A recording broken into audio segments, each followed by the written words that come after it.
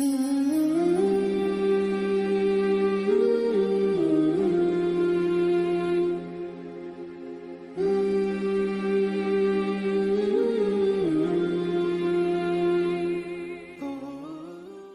باری تعالیٰ ہے، ماہ رمضان وہ ہے جس میں قرآن اتارا گیا، جو لوگوں کو ہدایت کرنے والا ہے اور جس میں ہدایت کی حق و باطل کی تمیز کی نشانیاں ہیں۔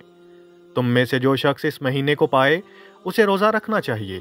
ہاں، جو بیمار ہو یا مسافر ہو اسے دوسرے دنوں پہ گنتی پوری کرنی چاہیے۔ اللہ تعالیٰ کا ارادہ تمہارے ساتھ آسانی کا ہے، سختی کا نہیں۔